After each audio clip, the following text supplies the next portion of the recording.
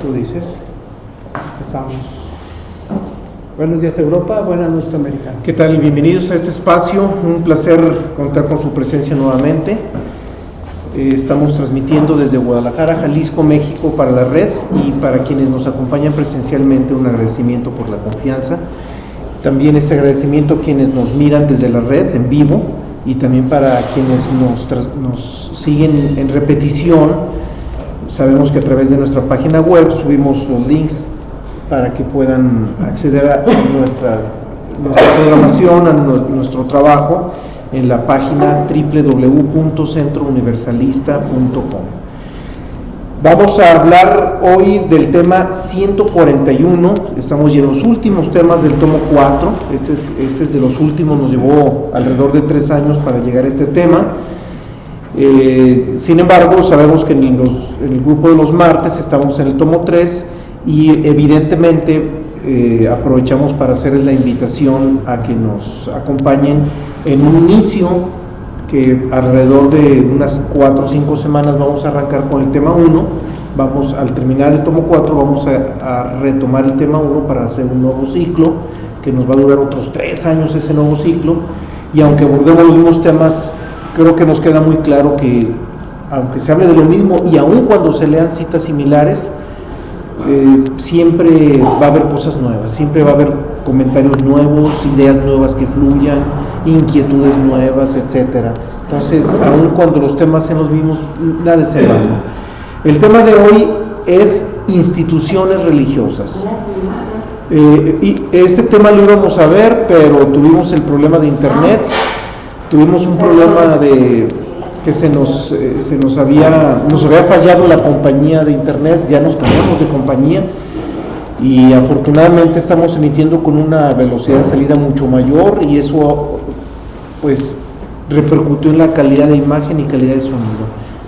Entonces quienes nos están sintonizando por la red nos ven mejor, y quienes nos vienen en repetición también nos van a ver mucho mejor, más calidad, insisto, en imagen y sonido. Y para desarrollar este tema nos acompaña como siempre Juan Carlos I, un servidor David Mora, quien les habla al micrófono, y en la Ciudad de México nos está apoyando Juliana García con el chat, haciéndole seguimiento a todos los comentarios, inquietudes que fluyen dentro de la red. Bien, vamos a iniciar con ese tema, en primera instancia aclarando que por lo mismo que es un tema muy delicado, hablar de las instituciones religiosas es inevitable que nos metamos en problemas, porque no vamos a hablar en lo particular de una religión o de una institución religiosa. Vamos a abordar el tema de manera global, pero es inevitable que algunos líderes religiosos se sientan aludidos, sientan que su religión fue aludida por lo que vamos a comentar.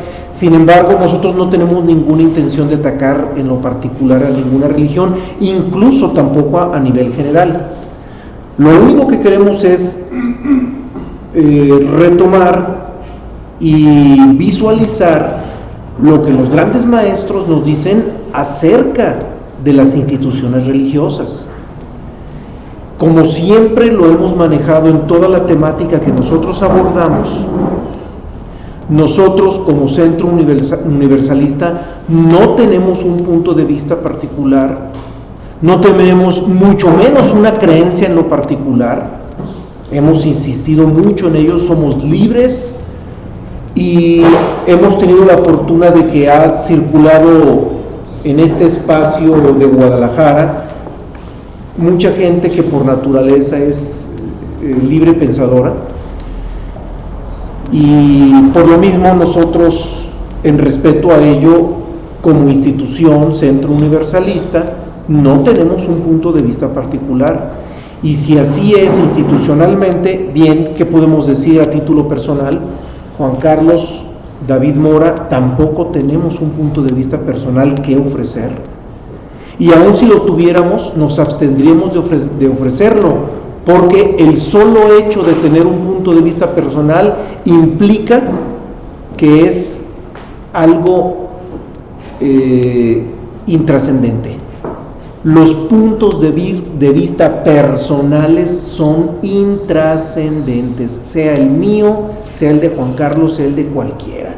Por eso nos abstenemos, no tenemos puntos de vista particulares, personales, pero sí tenemos un trabajo didáctico que ofrecerles, un trabajo en el que quienes nos han seguido desde el tema 1 han descubierto que estamos retomando a todas las corrientes más importantes de la historia, más allá de latitudes y del espacio y del tiempo, las corrientes más importantes que han dejado más huella a lo largo de la historia, las estamos retomando desde su esencia, no desde su religiosidad, sino desde su esencia, desde sus libros fundamentales, y de manera temática hemos abordado cada uno de los aspectos que manejamos en sintonía con todas las corrientes y buscando siempre esos puntos de vista donde todas las corrientes coinciden, donde todas las corrientes nos están hablando de lo mismo,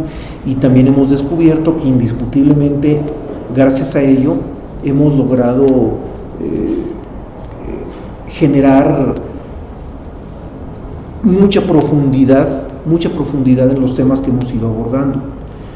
El tema de hoy quizá no nos exija tanta profundidad filosófica, pero sí nos va a permitir visualizar el terreno por el que hemos pisado a lo largo de la historia, por donde hemos transitado, los engaños a los que hemos sido expuestos, a los que nos hemos entregado, porque sea en esta existencia, sea en otra vida anterior, nos hemos entregado a alguna religión más de alguna vez, y con mucho fervor, con toda nuestra voluntad por delante para entregarla a una institución religiosa, y eso nos ha permitido acumular una serie de experiencias que probablemente en este momento no hemos logrado ordenar, es decir, los mensajes que nos han transmitido esas experiencias no hemos logrado articularlas, y probablemente el tema de hoy nos permita articular algunas cosas que no habíamos pensado, sobre todo, insisto, en relación a esas instituciones religiosas a las que en algún momento de nuestra existencia o en otras existencias anteriores nos entregamos. Y nos entregamos ciegamente porque depositamos toda nuestra confianza a esas instituciones. Ahora, el hecho de abordar con objetividad este tema, vuelvo a insistir, no tiene el propósito de atacar a las instituciones, porque nosotros no estamos aquí para atacar a nadie, para confrontarnos con nadie, solamente tenemos la intención de mirar el fenómeno desde la mayor objetividad posible, y que cada uno de nosotros le encuentre un aspecto pragmático en su vida. Todos aquellos que nos hemos entregado a alguna institución religiosa, no ha sido a lo único que le hemos apostado. Le hemos apostado al conocimiento en general. Muchos han devorado libros básicamente por sed de conocimiento, porque anhelan conocimiento, y en ese circular por un libro tras libro tras libro hemos intentado comprender las complejidades de la teología, de la filosofía, de la ciencia misma, y incluso algunos hasta se han acercado al arte, a la exquisitez de la propia literatura, la poesía, la narrativa, etc. No obstante, aún más allá de ello, por mucho que profundicemos en todos esos campos del conocimiento intelectual, todo seguirá siendo externo.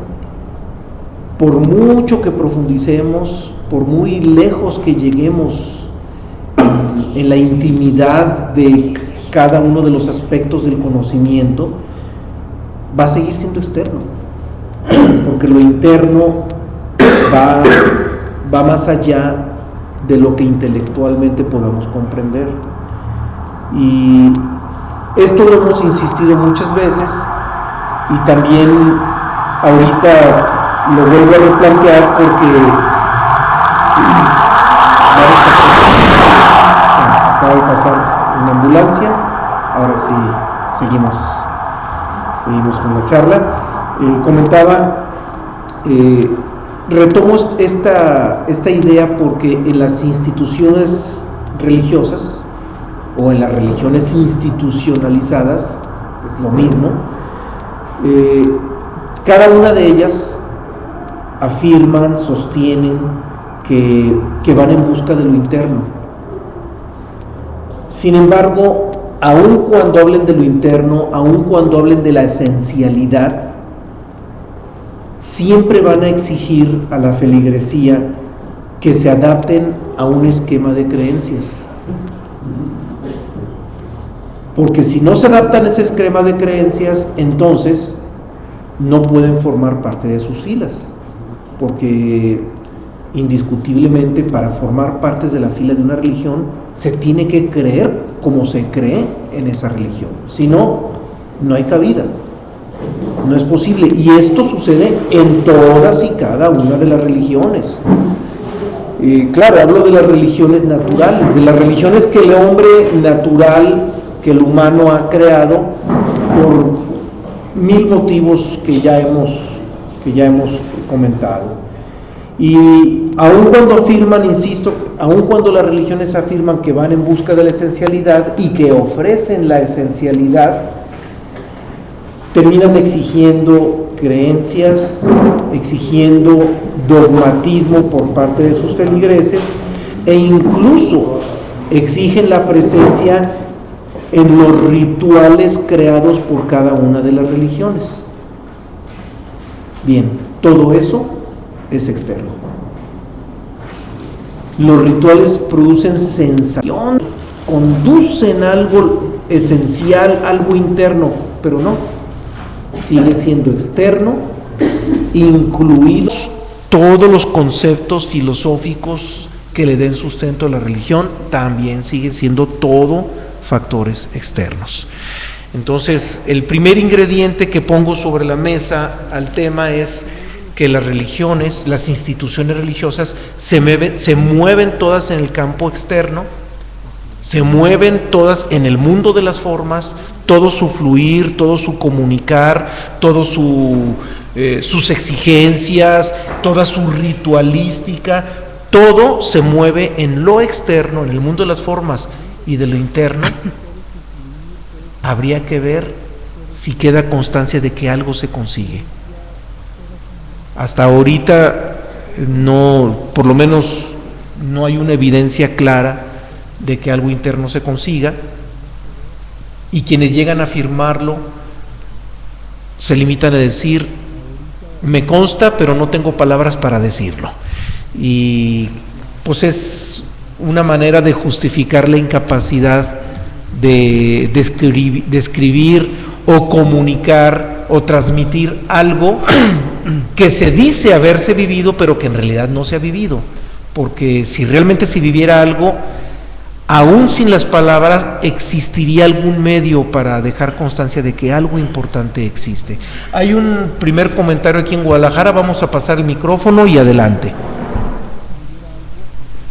Obviamente me parece que en relación a esto que mencionas tú de lo externo, sí, aunque pudiéramos ir a lo más profundo o a lo más interior del planteamiento de alguna persona, yo me hago la pregunta de si es válido que yo crea o que yo siga o que yo me una a aquello que surge de la experiencia religiosa, o como le queramos llamar, de otra persona, llámese como se llame.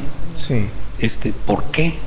¿Por qué voy a hacerme yo partícipe o a dar mi vida o a meterme y ser seguidor fiel y hasta la muerte de lo que otra persona hace 1000 o 2000 o 5000 años tuvo como experiencia religiosa? A mí me parece que es, pues por decirlo amablemente, ingenuo, sí, o un poco tonto. Coincido. Y no solamente, ¿saben? No solamente el hecho de que uno le entregue la voluntad por la confianza a una persona que hace algunos miles de años tuvo esa experiencia interna o esa experiencia religiosa. Hoy por hoy, masas de humanidad lo hacen por personas que en este momento están vivas y dicen que ya tuvieron la experiencia, y un séquito, a veces miles o a veces cientos de miles o a veces millones, los siguen, los consideran deidades, y masas de personas los siguen como si fueran verdaderas deidades.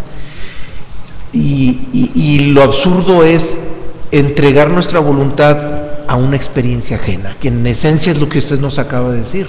Y esa experiencia ajena puede ser en el pasado o en el presente. Y en el presente sigue existiendo fanatismos religiosos en torno a supuestas deidades vivientes, hoy por hoy.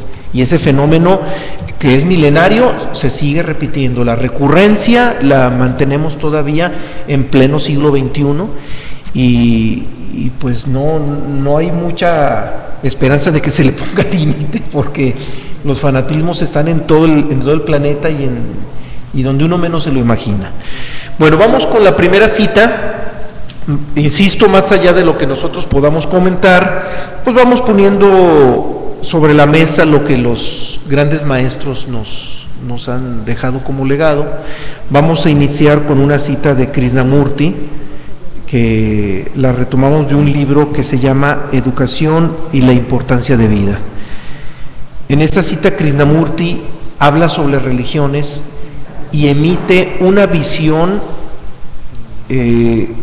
muy aguda que nos ofrece, y claro, la ponemos a la disposición de todos ustedes, y cada uno de nosotros va a tomar lo que crea conveniente, cada uno lo va a acercar a su propia vida, y nosotros no vamos a querer condicionar entre lo que está escrito y lo que nosotros quisiéramos que fuera. Nosotros, insisto, no vamos a intervenir en eso.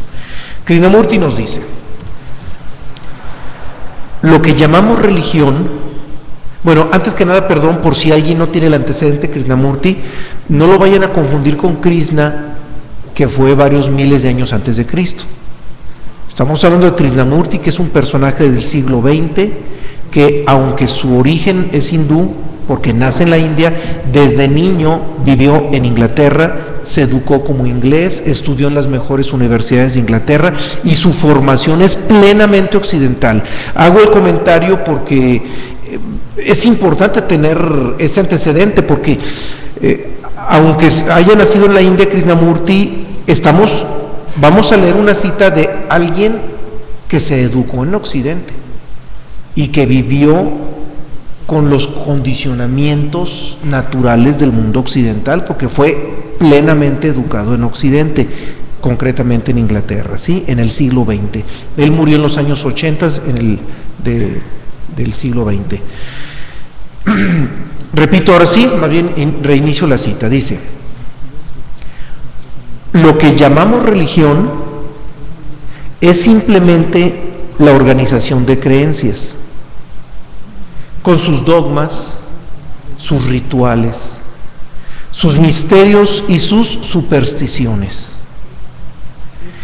Cada religión posee su propio libro sagrado, su mediador, sus sacerdotes y sus formas de tratar y conservar a la gente.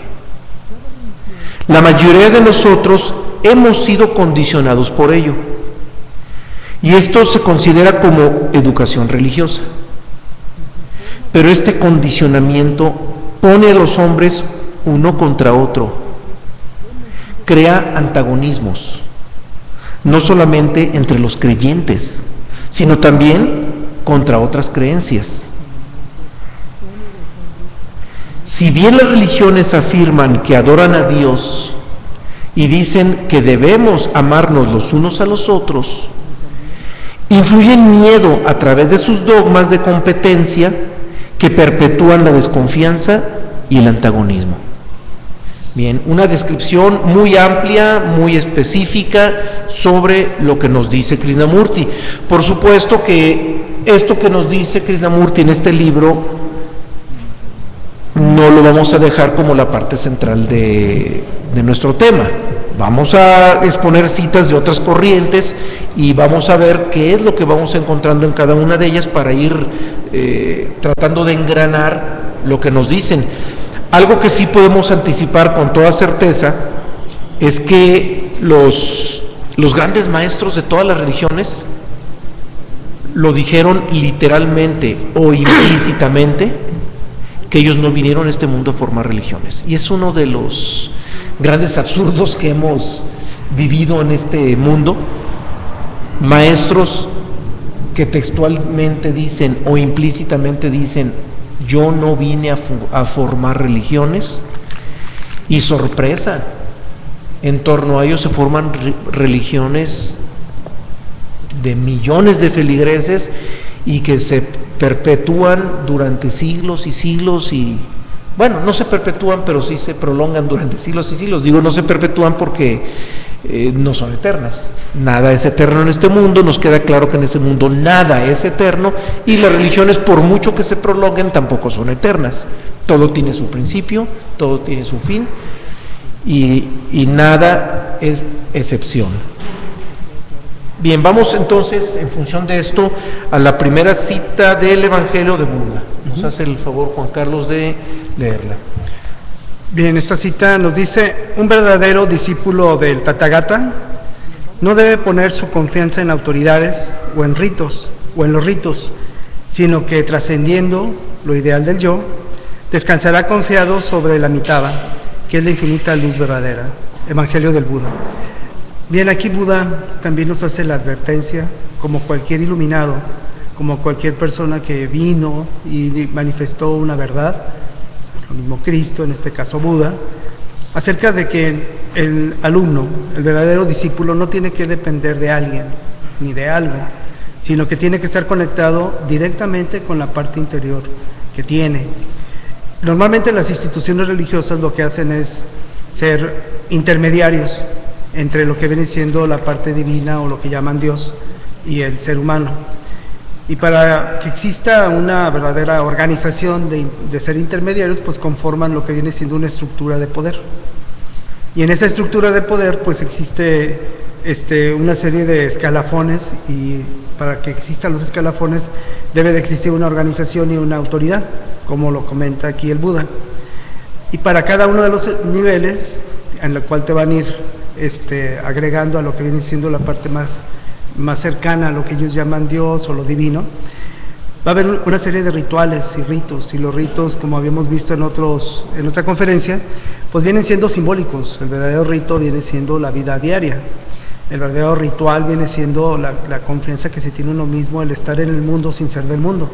Mas, sin embargo, toda esta ritualística pues genera un sometimiento a todo lo que viene siendo un discípulo, un buscador, no solamente hace 2500 años, que sería el caso del Buda, sino hoy en día.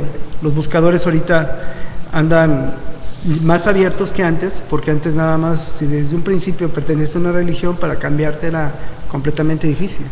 Ahora no, ahora existe la libertad de entrar a cualquier religión, pero desgraciadamente todas las religiones que generan este tipo de estructura y autoridades comienzan a darle un tratamiento de intermediarismo.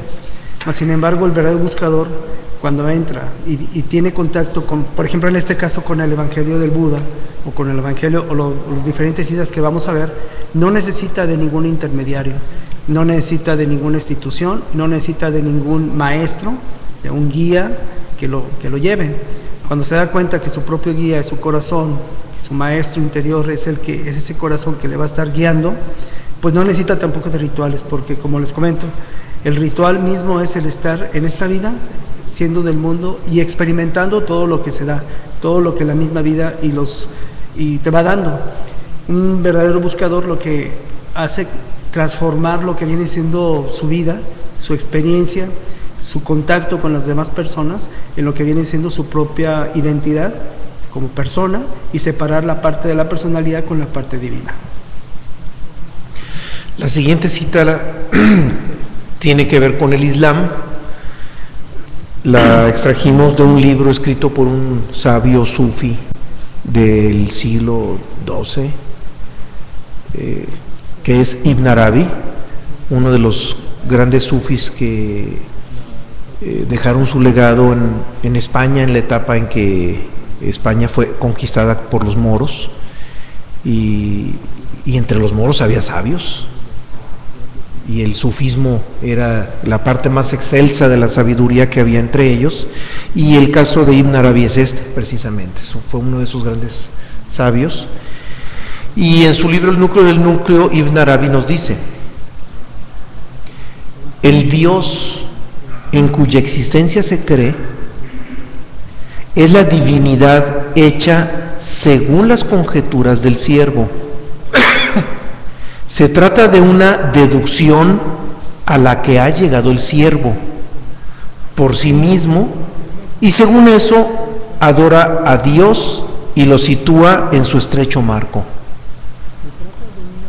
Como consecuencia, condena cualquier creencia que no coincida con la suya. Si fuese totalmente tolerante, no actuaría así. Con esta actuación, el siervo crea una deidad privada, solo para él, y como ignorante, condena a todos los que no estén de acuerdo con él. Bien, este es uno de los aspectos más lamentables que hemos tenido que afrontar como consecuencia de la creación de instituciones religiosas en las distintas latitudes del planeta, porque cada institución religiosa tiene sus propios libros, sus propios condicionamientos sociales, culturales, temporales, y en las formas es imposible que una religión coincida con otra. En las formas obligadamente deben tener muchas diferencias las religiones, porque en las formas nada es igual. En el mundo de las formas todo es multiforme, es multiforme.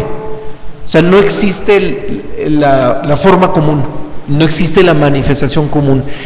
Así como no existen dos personas idénticas en el mundo, pues no existen dos monedas idénticas en el mundo, no existen dos creencias idénticas en el mundo, y tampoco puede existir dos religiones idénticas en el mundo. O sea, el solo hecho de ser una religión movida en el mundo externo de las formas implica que todas sean diferentes. Entonces, desde las formas es imposible que las religiones se pongan de acuerdo, porque cada una tiene condicionamientos propios, que ya mencioné sus aspectos, y esos propios condicionamientos son las que les dan su propia definición personal. Cada religión se convierte en una especie de personalidad colectiva. Entonces, por ser una personalidad colectiva, adquiere definiciones propias. Entonces, desde las formas es imposible que las religiones se parezcan o se hagan homogéneas. Eso no puede ser. Sin embargo, desde su esencia, todas las religiones son lo mismo. Todas las religiones buscan algo común, que es el origen de todo. Lamentablemente, esa búsqueda común le ponen nombre, y desde el momento que le ponen nombre, ya la mandan, la abortan hacia el mundo de las formas, y el solo hecho de nombrar a la deidad o a lo que le llamen origen de todo, el solo hecho de nombrarlo ya significa que hay letras distintas de por medio, hay idiomas distintos de por medio, y desde el momento en que se verbaliza la primera palabra en relación a esa esencialidad de las religiones, automáticamente empiezan las diferencias. instantáneamente inician las diferencias. Y lamentablemente los hombres, a lo largo de la historia, nos hemos quedado con las formas y nos hemos olvidado del fondo. Como nos quedamos con las formas, surgieron las polaridades. Estos creen así, aquellos creen asá, estos consideran esto, aquellos consideran aquello, y el orgullo religioso cristalizado en la obsesión por defender a esa personalidad colectiva religiosa que ha provocado históricamente guerras, puras guerras. El 99.9% de las guerras que han surgido entre los hombres a lo largo de la historia han tenido involucramientos directos o indirectos con la religión. Entonces, las religiones han estado en medio de todas las guerras, han sido el motivo directo o indirecto de las guerras. Con esto no vamos a culpar a los maestros, ni a la esencia de las religiones mismas. La culpa está en los hombres, que nos hemos quedado con las formas y nos hemos olvidado del fondo.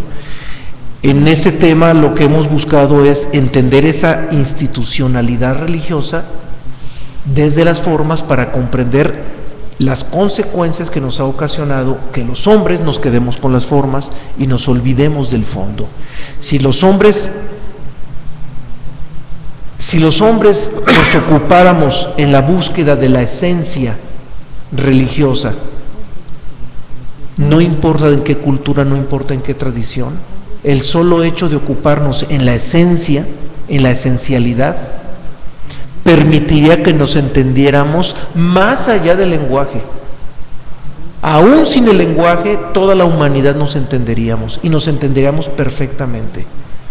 Pero desafortunadamente nos olvidamos de la esencialidad y a lo largo de estos últimos milenios hemos estado demasiado ocupados en las formas, demasiado ocupados en encontrar las diferencias que existen en las formas, olvidándonos del factor común, es decir, de la comunión esencial que hay en todas y cada una de ellas.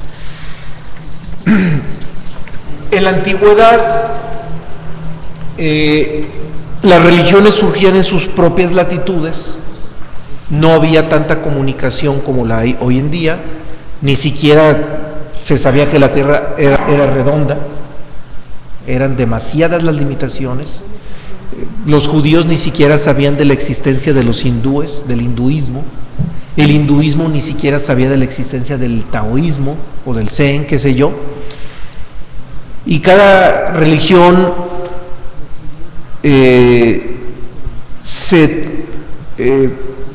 iba creciendo, se iba formando en sus propios ámbitos culturales, pero también desgraciadamente desde la antigüedad los líderes políticos emplearon a la religión como un motivo de apoyo, como un respaldo que les garantizara mantener y sostener ese poder político, y ese fenómeno ha sido durante toda la vida.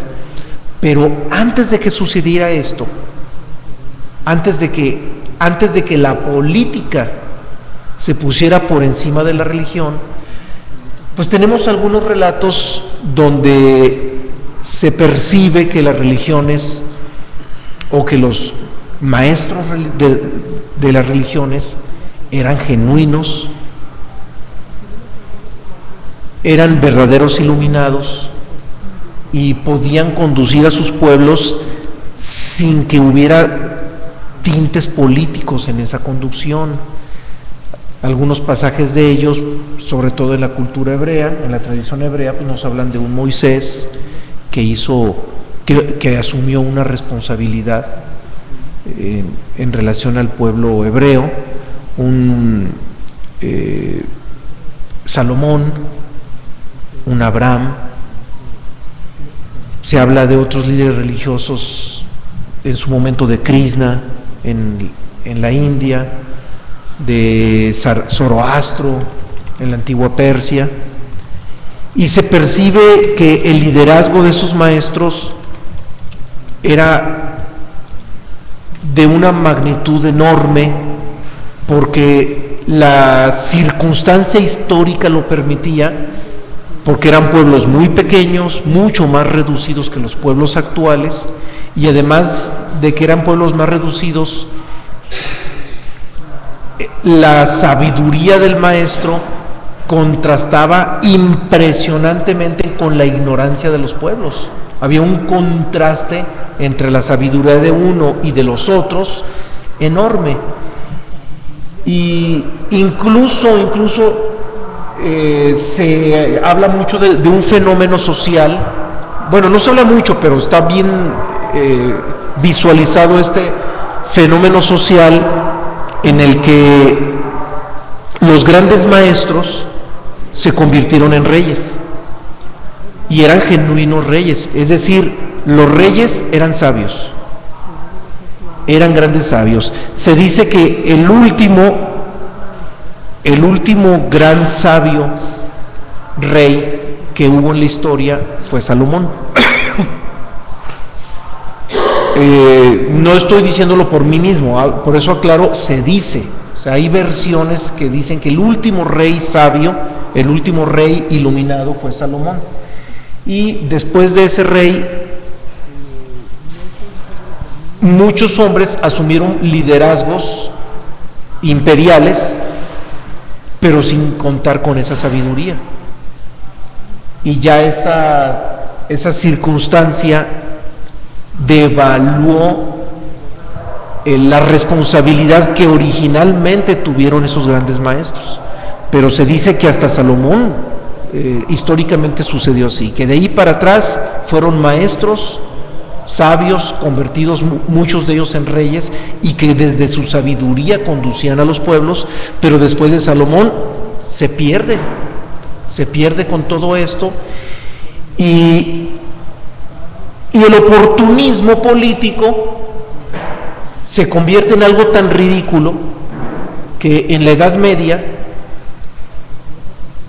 cuando Roma inventa el Vaticano y a través del Vaticano instituyen reinados en Europa para rescatar el Imperio Romano perdido, porque ya habían perdido el Imperio de Occidente, y para recuperar ese Imperio Occidental instituyen reinados en las distintas regiones, en Galia, en Germania, etcétera.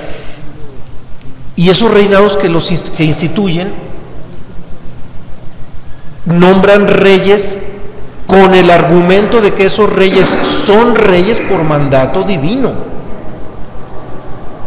Es decir, se quedan con la idea salomónica, o de Salomón hacia atrás, no es salomónica, sino que corresponde al periodo salomónico, de allí hacia atrás, y utilizan esa idea para venderle al pueblo la idea de que cuentan con un rey con naturaleza divina. Y la ignorancia de los pueblos europeos de aquella época de la Edad Media era tal que al ver la indumentaria que utilizaba el Vaticano para sus jerarquías religiosas, la indumentaria con la que coronaban a los reyes, y al ver toda esa majestuosidad en las formas, el pueblo radicalmente ignorante se creía la historia. Y los pueblos gobernados por reyes en la Edad Media vivieron con la creencia de que su rey era rey por mandato divino, y que su rey era de naturaleza divina. Y eso permitió un control político impresionante en Europa durante la Edad Media, y eso le garantizó a Roma recuperar el Imperio Romano perdido de Occidente, aunque ya no fuera con el mismo nombre. Ahora ya no le llamaban Imperio Romano, ahora le llamaban el Vaticano. Y a través de la religión recuperan el poder político, mientras conservaban el Imperio Romano de Oriente. Jugaron con esos dos grandes brazos de poder, y lamentablemente la religión quedó institucionalizada al servicio del poder político, y este fenómeno del coadyuvar la religión al servicio del poder político viene desde la Edad Media, y yo diría que desde antes, pero vamos, para nosotros que somos occidentales lo vemos, nuestra historia nos lo marca más hacia Europa, nos apunta la flecha hacia Europa, y el fenómeno de la Edad Media, que fue impresionante, fueron como 15, 16 siglos de oscurantismo. Por eso la Edad Media se le llama el oscurantismo, de un aletargamiento de la sociedad europea en que la humanidad europea vivió en un estado de ignorancia radical, y no había quien sacara al pueblo de ese estado de ignorancia, lamentablemente. Y insisto, ese es el rol que le tocó a las religiones jugar en una etapa de la historia, bueno, en la mayor parte de las etapas de la historia, pero ahí fue con más descaro, digamos que ahí fue de la manera más descarada, porque se atrevieron a decir que los reyes eran de naturaleza divina, y que eran reyes por mandato divino y con naturaleza divina. Y todavía lo más grave, los reyes mismos se la empezaron a creer. Hubo muchos reyes que se la creyeron esa historia, y creyéndose esa historia se atribuía el derecho de cometer 1000 perversidades, porque decían: mis actos van a ser depurados por Dios porque yo soy divino, y yo estoy aquí por mandato divino, y se atrevían a hacer perversidades impresionantes, porque insisto, muchos reyes se creyeron esa historia, se la creyeron. Bien, vamos a la siguiente cita. Ahora vamos a apoyarnos un poco en Albert Einstein, en ese libro impresionante que escribió llamado Mis Creencias, y de ahí extrajimos lo siguiente. Los pueblos conquistadores se apropiaron del monopolio de las tierras y establecieron un clero salido de sus filas. Los sacerdotes, dueños del control de la educación, lograron que la división de clases sociales se convirtiera en una institución permanente, y crearon un sistema de valores que en adelante delimitó la conducta social del pueblo de modo casi inconsciente. Albert Einstein, Mis Creencias. Aquí Albert Einstein hace una descripción de cómo es que se operó y cómo fue que se crearon las religiones. En la creación del Estado, en el monopolio de las tierras, en el establecimiento del clero y de las creencias que iba a tener el Estado, surgieron pues lo que viene siendo toda una división de clases sociales. Se generó un clasicismo, y ese clasicismo comenzó a delimitar la conducta del pueblo.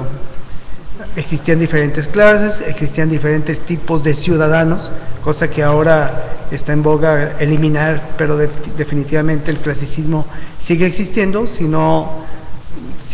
no antes como lo manejaban de una manera religiosa, las clases sociales, ahora se manejan en forma económica, pero en sí, lo que viene siendo la división y la conducta social, la civilización que nos dio toda esta parte del siglo XX, nos ha dado una visión más clara de lo que viene siendo cómo se instituyó las religiones, cómo formaron una dupla de gobierno y de creencias, de lo que viene siendo la religión-Estado.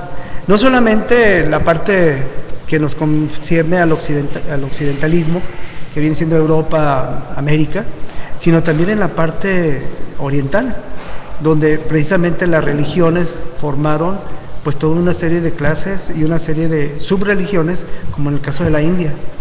Y en el caso de la China, pues se sacudieron toda esta cultura en los años 50 con Mao Zedong, que eliminó prácticamente, él llamaba el opio de la sociedad, que eran las creencias, cerró templos, cerró monasterios, etcétera, y comenzó a generar una nueva visión, pero a final de cuentas surgió el totalitarismo. No se puede eliminar lo que viene siendo una estructura de poder sin que exista otra estructura que la sustituya. A ver, un comentario. Vamos a pasar el micrófono, por favor, para que nos escuchen en la red. Atrás, por favor. Gracias. Sí, pero yéndonos a la causa raíz de las religiones y su posible necesidad, ¿no? ¿cómo no el ser humano tienda a buscar agregarse a gentes con grupos de creencias que los liberan de todos sus miedos, nacidos de la ignorancia y de la incertidumbre plena en que vivimos, independientemente de todo lo que puedas encontrar, ¿no? Uh-huh. Entonces, como que finalmente esa causa raíz de las religiones empieza en eso, ¿no? En esa necesidad de tener una certeza sobre algo, en convertirla en una creencia, es decir, creo porque no puedo demostrar, pero creo porque me da tranquilidad, me da serenidad, me hace sentir que pues no estoy flotando en el cosmos, ¿no? que ya hay una promesa de a dónde voy. Una sensación de servidumbre. Una sensación de seguridad, ¿no? Pero es sensación nada más. Sí, es una sensación, pero una sensación, vamos a decir que le da la fuerza a esas agrupaciones de gentes, a esas agrupaciones en donde nos dicen, yo tengo la respuesta a esa incertidumbre. Esa incertidumbre en la que no queremos vivir, porque por naturaleza los seres humanos no nos gusta la incerteza. Claro. Nos gusta la certeza, sea como sea, ¿no? Es que la incertidumbre provoca miedo. Entonces, ya ahí en el fondo, el miedo es esa emoción, para mí, raíz, por el cual todo esto tiende a suceder. Claro, ya después viene las desviaciones políticas y de poder y de en donde pues esta religión es la que tiene la razón porque nada más está sabia y el que no está aquí no se va a salvar. Y todas luego ya los manejos económicos que se da, es ya un montón de desviaciones.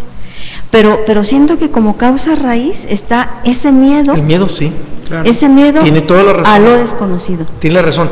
Incluso ese miedo es el motor que ha permitido el crecimiento masivo de todas las religiones.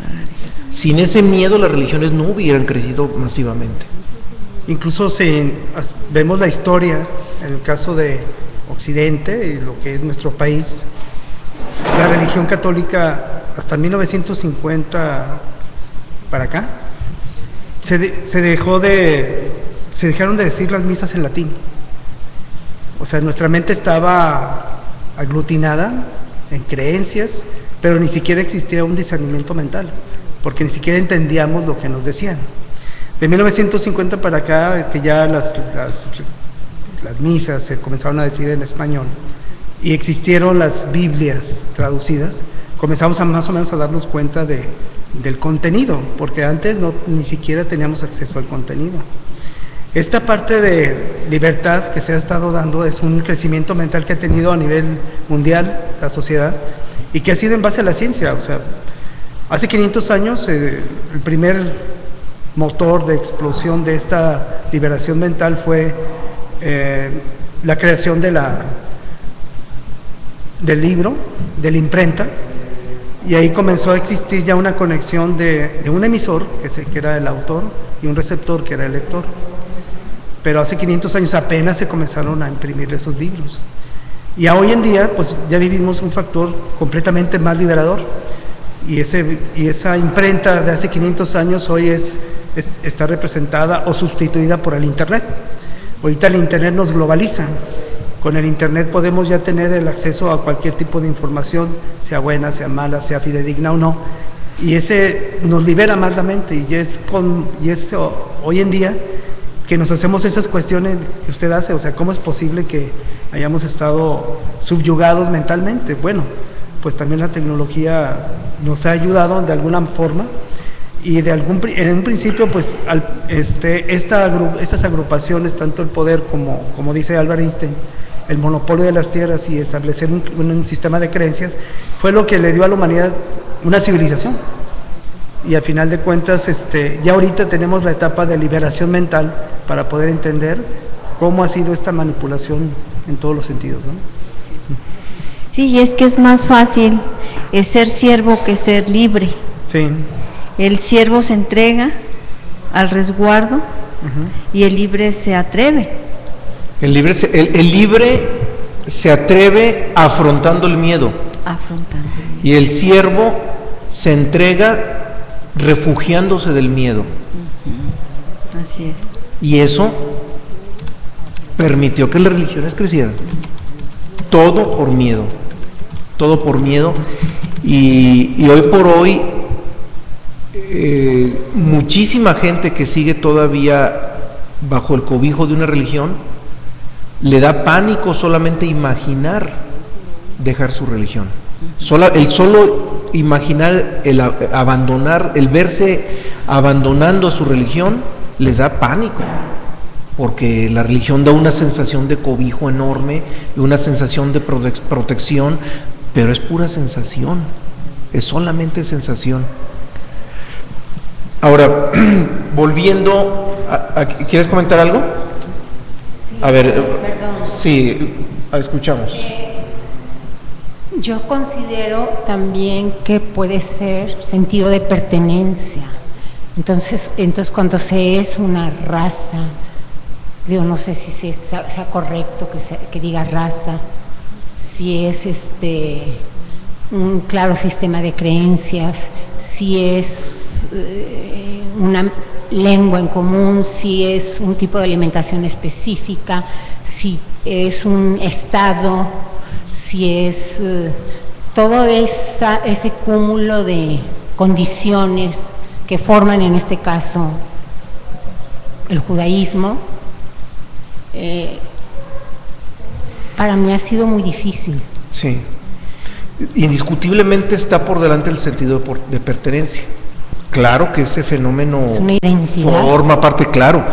Desde el momento en que los hombres no nos conocemos a nosotros mismos, desde el momento en que en nuestro subconsciente sabemos y nos da vértigo ni siquiera saber quién soy, porque no sabemos eso, no lo sabemos, estamos confundidos, creyendo que somos el nombre que aparece en el acta de nacimiento, pero nosotros no somos eso.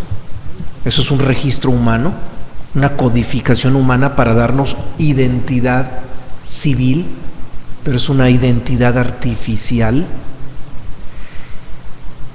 El problema es que esa conciencia de nuestra ignorancia en relación a nuestra identidad verdadera, en nuestra parte consciente no existe, porque todo el mundo cree que sí se conoce a sí mismo. Son pocos los que descubren que no se conocen a sí mismos, muy pocos lo descubren. Y cuando se descubre, se experimenta un vacío muy fuerte. Ahora, ¿por qué las personas no son conscientes de ese vacío de su ignorancia sobre su identidad propia? Porque inconscientemente ya resolvieron su problema, incorporándose a una identidad colectiva, que es precisamente ese sentimiento de pertenencia. Ese sentimiento de pertenencia no es otra cosa que incorporarse a una entidad o una identidad colectiva, y eso nos da la sensación de que sabemos quiénes somos. Si yo soy fulano de tal religión, de tal país, de tal ciudad, de tal esto, de tal aquello, pues sí, conoces tus involucramientos en las distintas entidades colectivas a las que perteneces, pero ¿quién eres? Entonces, la sensación de formar parte de una identidad colectiva nos permite sacudirnos el miedo por el vacío de no conocernos a nosotros mismos. Y eso ha sido muy explotado por las religiones y por otras entidades colectivas, no solamente las religiones. A ver, otro comentario más, escuchamos. Esto que está diciendo Rosalía y luego que tú confirmas, me recuerda mucho a lo que pasa en el fenómeno de la adolescencia. O sea, el chamaco entra a la adolescencia, pierde su identidad, ya no es el niño que era, no es el hombre que va a ser, no sabe quién es, y entonces se junta con sus cuates. En búsqueda de identidad. Exactamente, se busca con sus cuates que se peinan igual, que se dejan la barba igual, que se bañan o no se bañan igual, que te andan en las mismas fachas y que los papás se ponen negros porque los ven estrafalarios o raros o quién sabe cómo, pero en el fondo lo que los muchachos están buscando es en su grupo encontrar una propia identidad.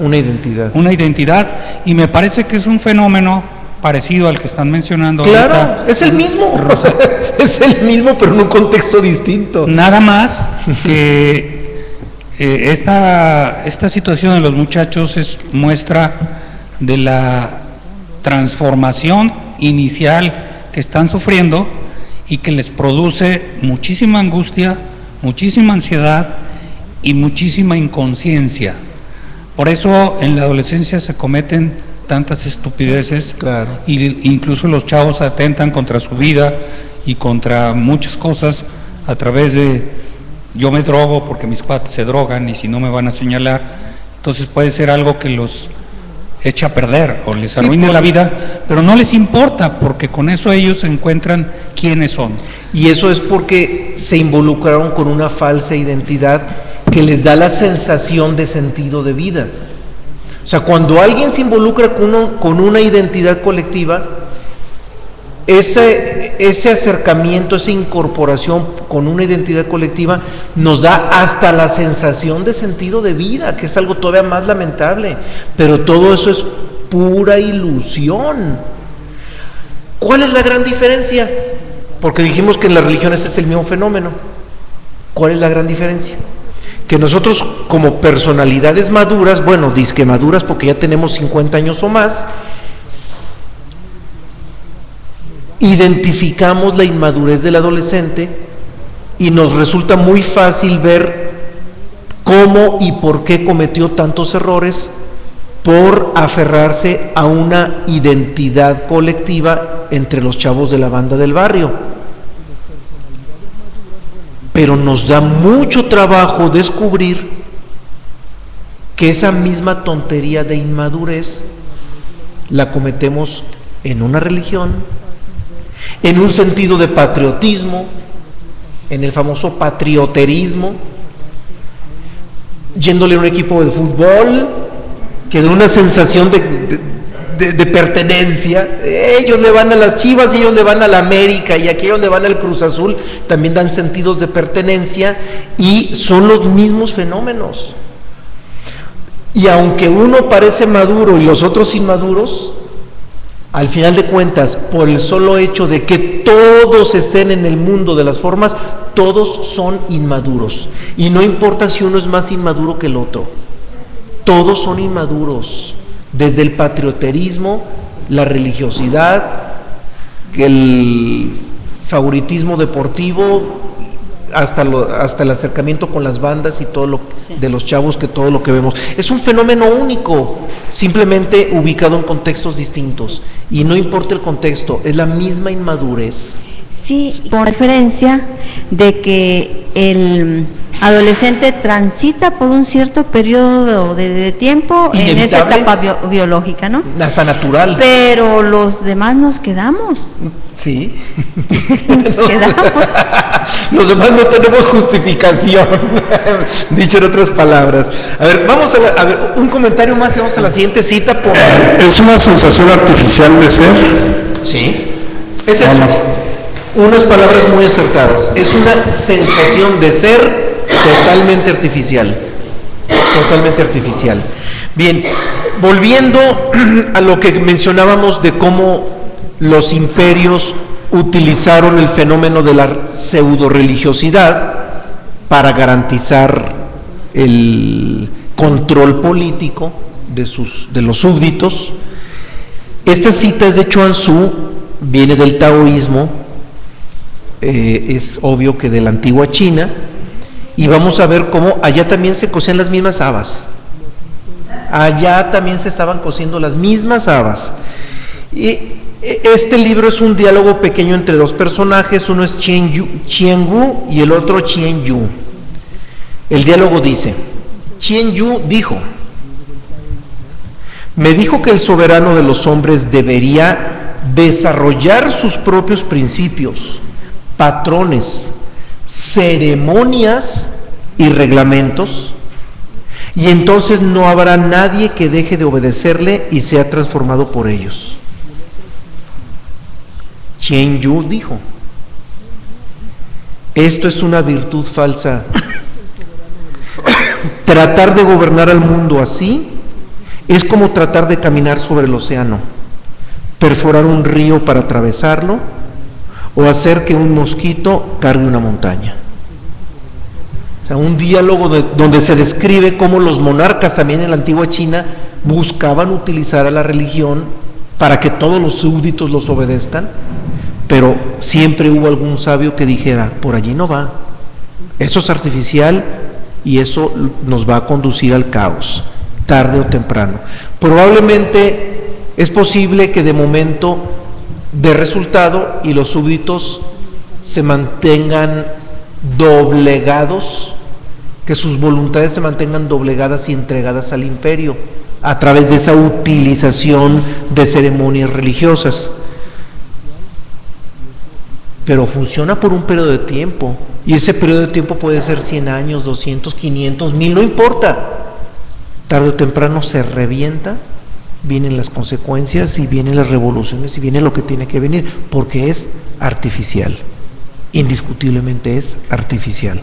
Vamos a la siguiente, retomamos a Albert Einstein nuevamente.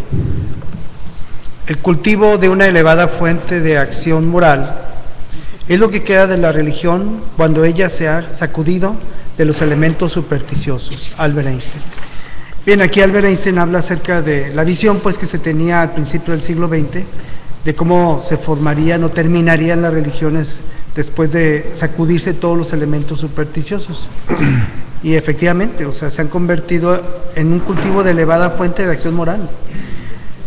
Ellos son los que controlan la moral de las personas, son los que controlan la forma en cómo las personas tienen que ver ahorita la forma de cómo somos diferentes o no somos diferentes, las clases, cómo se deben de transformar o cómo deben de comportarse. El comportamiento moral es lo que al final de cuentas ahorita en nuestros días están siendo la parte más fundamental para que la gente se comporte. Ya la parte de sacudida de los supersticiosos, bueno, todavía existe mucha gente supersticiosa en base a las religiones, pero ya la gente que normalmente ya está un poco despegada, la única parte de condicionamiento que le queda por parte de su religión es una fuerte acción moral.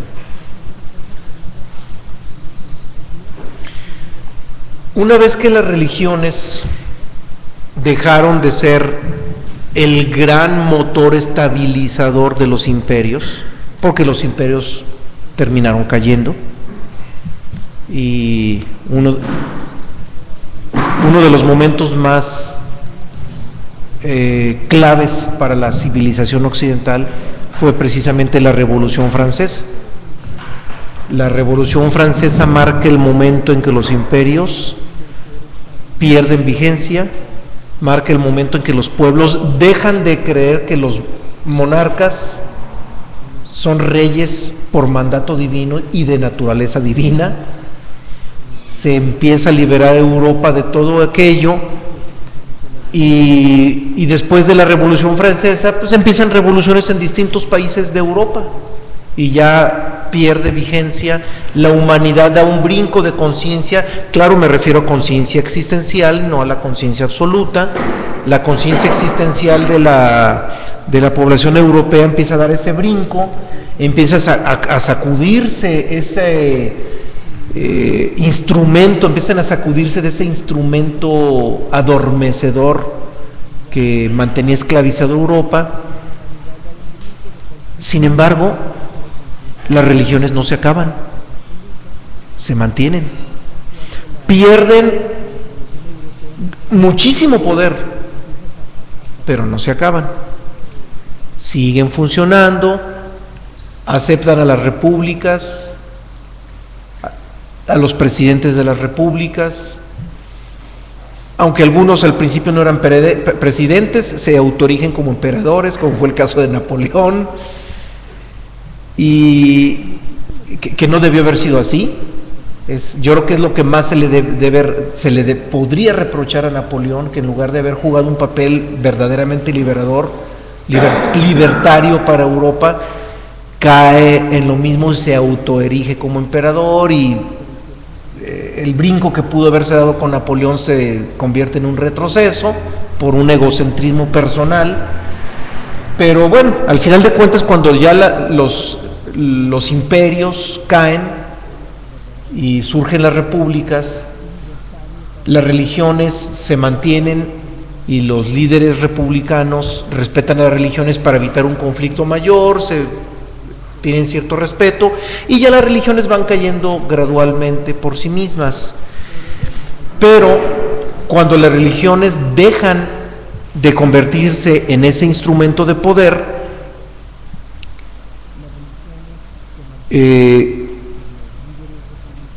hacen o crean o le dan forma a una justificación que les permita mantenerse vivas, porque ya no son ese instrumento de poder, ya no cuentan con el respaldo del rey.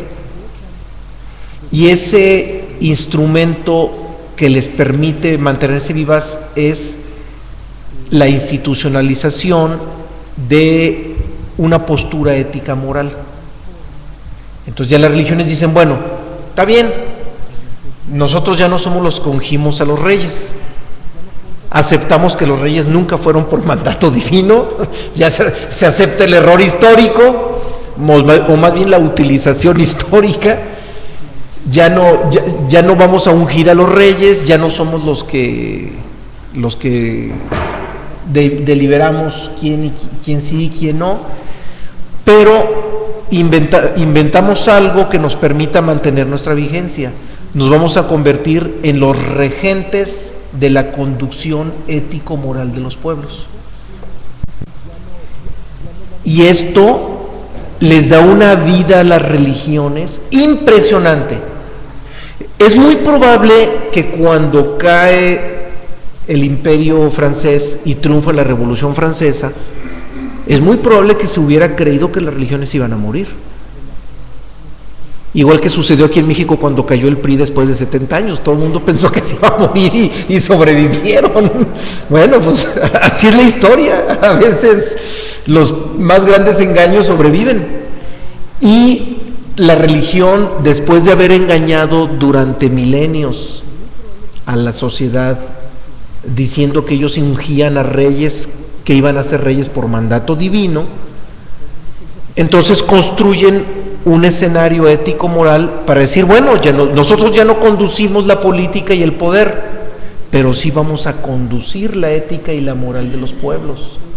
Entonces, el solo hecho de erigirse como los regentes ético-morales de los pueblos les da una vida muy fuerte, porque los pueblos les siguen creyendo.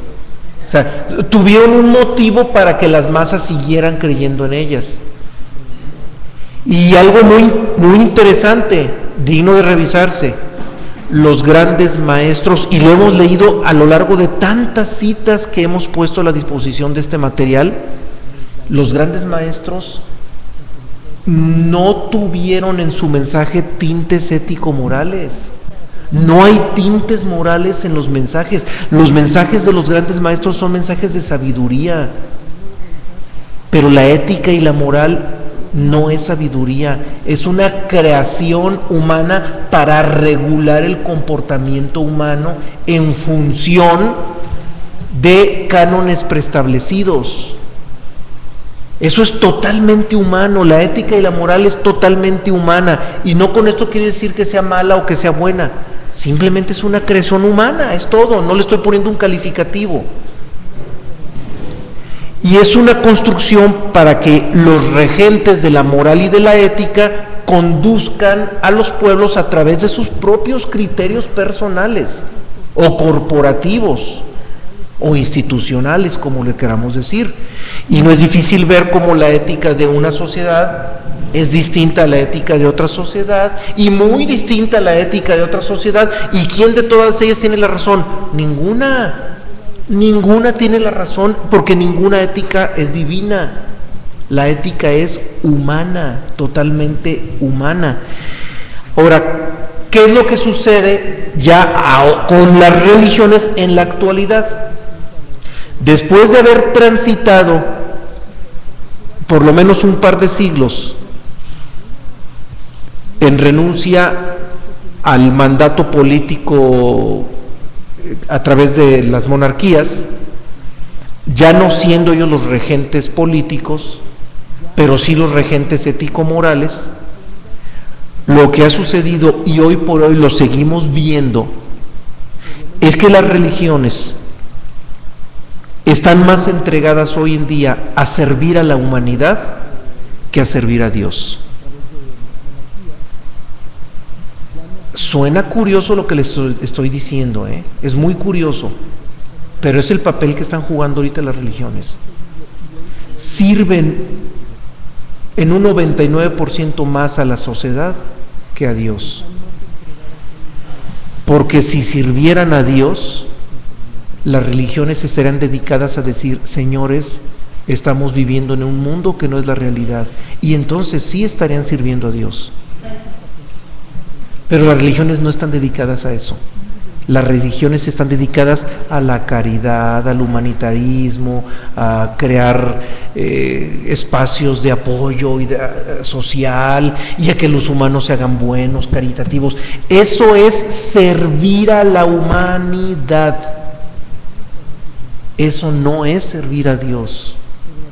Las religiones están al servicio de la humanidad. Por eso todavía siguen teniendo vigencia, porque los hombres, como ven que las religiones sirven a los hombres,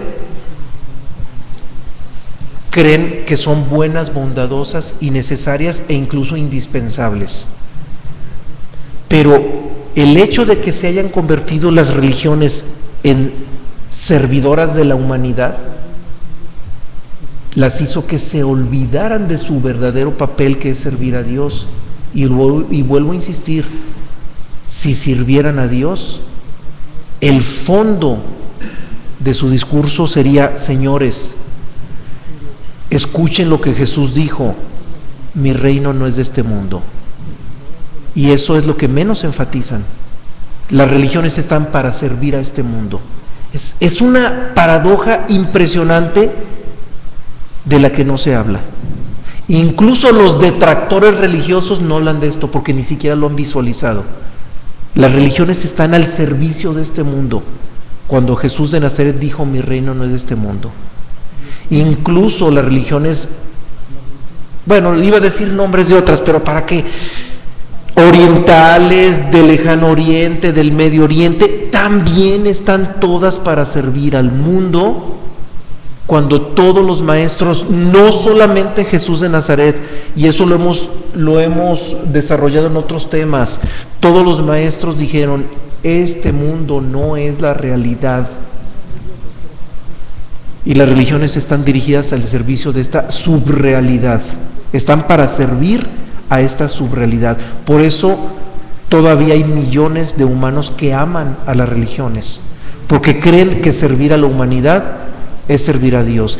Creen que servir a la humanidad es un sinónimo de servir a Dios.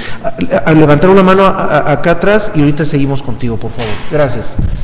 Yo creo que la religión católica no cambió la directriz ética moral por el poder político que perdió. Yo creo que desde Constantino la mantuvo. En el 223 tenían los dos roles. Tenía los dos, claro, tiene razón. A la hora en que se le quita el rol político, aparentemente, porque todavía lo tienen.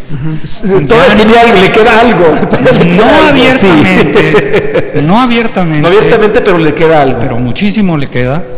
Entonces mantienen el otro rol y siguen controlando con el otro. Y en lo que pueden, todavía con lo político. Sí, qué bueno que justo esto, yo lo planteé de una manera que pudo haber sido confusa, pero no, el control ético-moral lo han tenido desde que inició el Vaticano, ese lo han tenido desde siempre, y usted tiene razón, más bien perdieron uno y se quedaron con el que les quedó, que es el ético-moral, se quedaron con ese, pero lo que me interesa es que visualicemos el fenómeno. La humanidad cree, o sea, el rol ético-moral, la regencia ética-moral los convierte en servidores de la humanidad. Y ese es el gran problema, que los hombres masivamente creen que por el hecho de estar al servicio de la humanidad ya son loables, son necesarios y son indispensables. Incluso las personas que no profesan religiones les tienen un respeto muy grande a las religiones por el hecho de servir a la humanidad. Y yo no estoy en contra de ello, quiero aclarar, no estoy en contra de ello, solamente mi única intención es distinguir la gran diferencia entre servir a la humanidad y servir a Dios. Hay que hacer esa distinción de una manera muy clara. Sí. Yo tampoco estoy en contra, pero no me la creo. Ah, perfecto. A mí me parece que es un rollo, sí, que es una bandera, sí, de que yo sirvo a los pobres y sirvo a los humildes, pero en realidad me parece que lo que hacen es servirse ellos mismos. Sí, sostener el poder. Sí, e incluso mantener la credibilidad, y esa credibilidad es poder. E incluso los pobres dan dinero, en las limosnas, por ejemplo, que ese dinero en la mayoría no se usa para los otros pobres, se usa para la jerarquía eclesiástica. Y al Vaticano se va muchísimo dinero, por ejemplo, de la Villa de Guadalupe, de San Juan de los Lagos y de no sé dónde. De los países donde todavía hay católicos, como es América. Y donde hay pobres. Porque en Europa en Europa la recolección ya es bastante ínfima, miserable. Sí. Es ínfima. Sí, es ínfima. Pero a lo que me refiero es el rollo de que estamos para servir a los pobres y pobres colaboren, y eso que colaboran es para los ricos, que son la jerarquía. Y siguen teniendo poderes, estructuras, edificios, bienes, bancos, que son de ellos, de la estructura, claro, con el rollo de que vamos por los pobres. Claro. Escuchamos ahora si usted iba a comentar algo más. Sí. Es un tema excelente porque da para mucho, pero también delicado. Sí. Empezando con que considerar lo que por ahí se dice, ¿no? Que con respecto a la cuestión ética moral, no hay religión buena ni mala, por una simple razón: todas son falsas.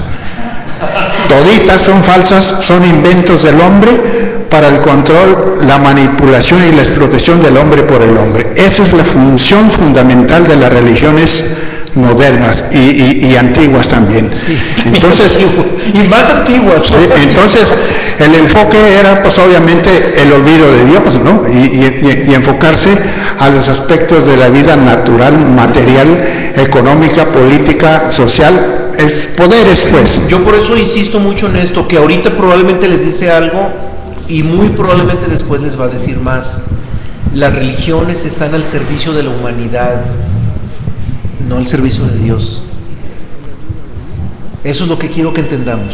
Y eso es algo que nos va a dejar para digerir muchísimas cosas después. Muchas cosas. Y para complementar, ¿no? Generalmente todas las religiones se fundamentan en creencias, y ya vimos un capítulo antes sobre lo que eran las creencias, ¿no? Claro. Son ideas que se hacen al respecto de cualquier cosa, sí, y generalmente en el aspecto religioso sin tener un fundamento real y verídico. Entonces cada quien puede creer lo que se le antoje, al cabo es creencia. No, y aprovechando que mencionas las creencias, esto nos remite a lo que ya pusimos ahorita sobre la mesa y lo que también ya sacamos a colación. La identidad colectiva.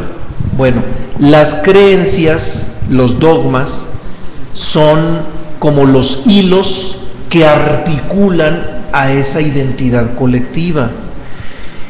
Y cada uno de los dogmas, cada una de las creencias religiosas, se convierten en una autoafirmación colectiva. Es una autoafirmación colectiva que le da alimento en lo particular a cada feligrés para que él también haga sus propias autoafirmaciones individuales. Entonces es un motor que liga lo colectivo con lo individual y permite la autoafirmación colectiva que alimenta a su vez a la autoafirmación individual. Eso es uno de los hilos que también es digno de revisión y de tenerlo bien visualizado, ese impulso de autoafirmación en el que nos meten las religiones. Y esa autoafirmación se da a través de los dogmas, a través de las creencias. Es que yo creo esto, y es autoafirmación. Es que mi religión dice, es una autoafirmación colectiva. Y lo hemos visto desde muchos temas atrás. La autoafirmación es la antítesis de la única posibilidad de la salida de la ilusión que nos permitiera el religare con nosotros mismos, que es la autonegación. Y lo hemos visto muchísimas veces. La autonegación es lo que nos permitiría acercarnos a ese religare, y no son palabras mías, son palabras de Jesús de Nazaret: niégate a ti mismo y entonces sígueme. Entonces, siendo la autonegación la apertura que nos permite la posibilidad de ese religare, las religiones a lo que nos induce son a puros estados de autoafirmación, tanto en lo colectivo como en lo individual. Entonces nos mandan a la antítesis del posible religare. Entonces terminan ejerciendo el rol contrario, y esto que digo es muy delicado, pero caramba, hay que decirse porque creo que es justo que entendamos en qué nos metimos, en qué probablemente alguien de nosotros siga metido en alguna religión y a dónde nos conduce todo eso. Las religiones todas, y ahí no podemos distinguir a ninguna, inevitablemente nos conducen a estados de autoafirmación. Los dogmas y las creencias son extraordinarios para la autoafirmación. Y se pudiera terminar, ¿no? Comentando que pues todas se fundamentan en creencias, ¿no? Entonces se dice que la verdad, cuando se convierte en creencia, deja de ser verdad. Claro. Entonces, si todas las religiones se fundamentan en creencias, es obvio que no están fundamentadas en la verdad que ellos pregonan, y menos todavía que lo pregonen con los hechos. Claro. Hacen todo lo contrario de lo que pregonan. Entonces, por sus hechos lo conoceréis. Ahí está. Entonces, ¿qué nos pueden decir? Bueno, hasta ahorita ha habido más intervenciones que citas. Vamos a seguir leyendo algunas citas. La que sigue es de Albert Einstein. ¿Había una pregunta aquí? No, bueno, seguimos entonces con la de Albert Einstein, que nos va a hacer el favor de leer Juan Carlos. Y no, sigue una de Lucas. ¿Ya leíste esta? Sí. La de el cultivo de una elevada moral. Ya. ¿Sí? Ah, bueno, perfecto. Entonces la que sigue es del Evangelio de Lucas, y nos dice Jesús de Nazaret aquí, no, más bien empieza con un parlamento en el que habla primero Juan, y Juan le dice a su maestro, le dice: hemos visto a uno que echaba fuera demonios en tu nombre, y se lo prohibimos porque no sigue con nosotros. Jesús le dijo: no se lo prohíban, porque el que no está contra nosotros, por nosotros es. Esta cita es impresionante, y esta cita, en mi larga cantidad de años de católico, nunca la escuché en misa, y está en el Evangelio de Lucas. Es impresionante porque esta cita, de manera implícita, aunque hay otras más explícitas, pero esta de manera implícita, Jesucristo está declarando su nula intención de crear un grupo corporativo religioso. O sea, observemos lo que le dice Juan: vimos a una persona echando demonios en el nombre del Cristo, y se lo prohibimos porque Él ya no está con nosotros, porque ya no es de nuestra palomilla. Y Jesucristo le dice: espérame, no se lo prohíban. Porque si Él no está contra nosotros, entonces está con nosotros.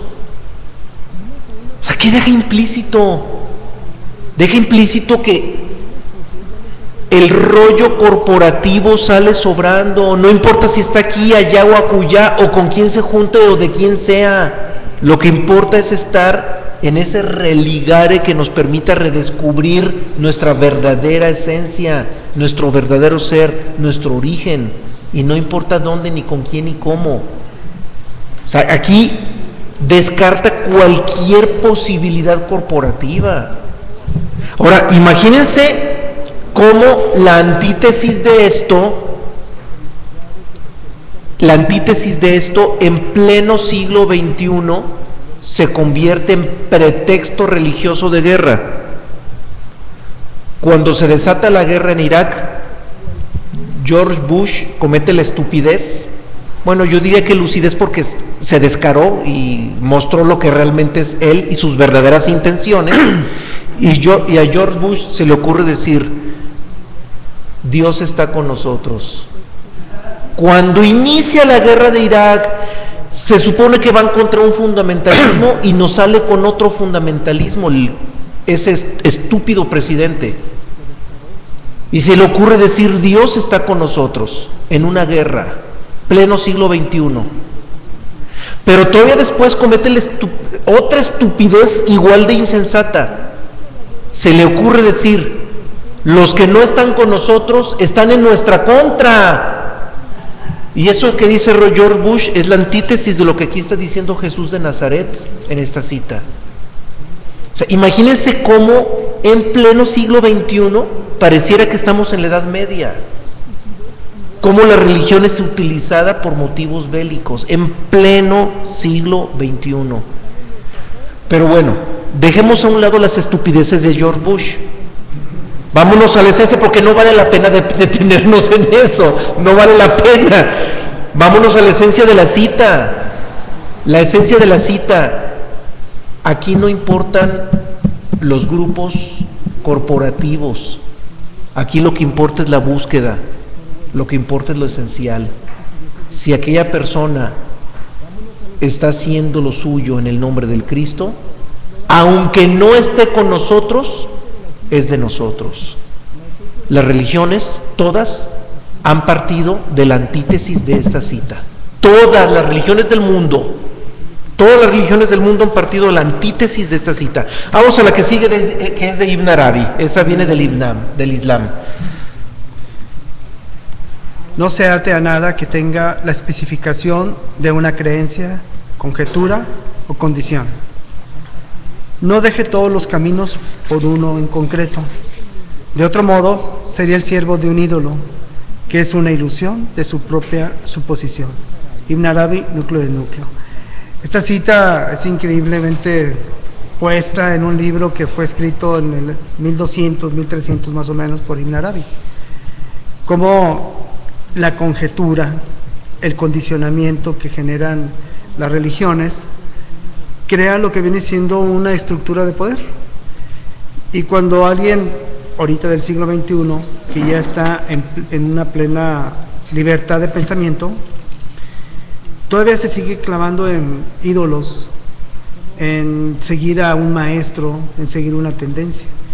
Cuando hace más de 800 años, Ibn Arabi, pues con la valentía que tuvo para decirlo, nos dice: si seguimos un ídolo, nos vamos a convertir en un siervo de él y vamos a crear una ilusión. Es como cuando uno se enamora. Cuando uno se enamora es un estado de ilusión, donde le atribuye a la persona que está al otro lado todas las atribuciones que uno quisiera que tuviera. Pero cuando se termina ese estado de enamoramiento, pues vemos la persona tal cual es y hasta le reclamamos: ¿por qué has cambiado? Pues no ha cambiado. Lo que pasa es que nosotros creamos ese ídolo, nosotros creamos esa idealización. Lo mismo sucede con la religión. Idealizamos, queremos una nueva religión, queremos seguir a alguien y le ponemos todos los atributos. Esto es una tendencia humana. Nos quedan 20 minutos y 14 citas. Y ya llevamos como unas 30 intervenciones o quizá más. Entonces les propongo que leamos las citas de corrido. No me gustaría que dejáramos este tema en 2 sesiones, porque Pues es un tema que la verdad no lo amerita, porque al final de cuentas lo esencial ya lo dijimos, lo esencial ya está dicho, solamente resta que las citas de los libros universales y de los grandes maestros avalen lo que estamos diciendo, y no siento que valga la pena darle vueltas a algo que pudiera incluso pensarse que lo estamos haciendo nosotros con dolo por querer fastidiar las religiones, que tampoco es la intención, y lo aclaramos desde el inicio. Entonces vamos leyendo, les propongo leer de corrido las citas, y al final nos van a quedar algunos minutitos para alguna posible intervención, algún cuestionamiento, algún planteamiento, ¿sí? La siguiente es de Krishnamurti. Krishnamurti dice, y tiene que ver con lo que ya mencionamos: mientras la religión mantenga separados a los hombres, no podrá haber fraternidad, ni tampoco la habrá mientras existan nacionalidades. Ello siempre ha causado conflictos entre los hombres. Entonces, entre religión y nacionalismo no hay mucha diferencia. Vamos a la que sigue, que es del Evangelio de Juan. Jesús dijo: mi doctrina no es mía, sino de aquel que me envió. El que quiera hacer la voluntad de Dios conocerá así la doctrina de Dios, o si yo hablo por mi propia cuenta. El que habla por su propia cuenta, su propia gloria busca, pero el que busca la gloria del que le envió, este es el verdadero, y no hay en él injusticia. Y no hay que perder de vista que hablar por su propia cuenta no solamente es individual, también es colectivo. Alguien en lo individual puede hablar por su propia cuenta. Bien, las religiones a manera colectiva hablan por su propia cuenta. Hablan por su propia cuenta de lo que dicen que dijo su maestro. Y eso es un fenómeno colectivo indiscutible. La siguiente es del Evangelio de Juan. Dice: los expulsarán de las sinagogas, y aún viene la hora cuando cualquiera que los mate pensará que rinde servicio a Dios, y harán esto porque no conocen a mi Padre ni a mí. Y en esta cita era un vaticinio de cómo se iban a utilizar las religiones para matar en el nombre de Dios. Fue prácticamente una profecía de Jesucristo. La que sigue es de Lao Tse, corta pero muy interesante. El gran Tao viste y nutre a los seres y no se adueña de ellos. Esta es una esencialidad, o sea, lo que es la parte espiritual no se adueña de las personas, no crea intereses. Las religiones hacen lo contrario, no nutren y se adueñan de toda la feligresía. Es más, lejos de nutrir, quitan y se adueñan de la feligresía. Pero bueno, Krishnamurti nos dice: la religión organizada es el pensamiento del hombre congelado, a partir del cual se construyen templos e iglesias.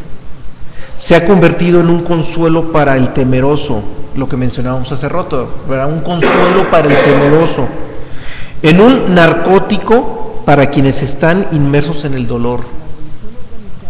Pero Dios o la verdad están más allá de nuestro pensamiento y de nuestras emociones. Bien, vamos a la siguiente de Nezahualcóyotl.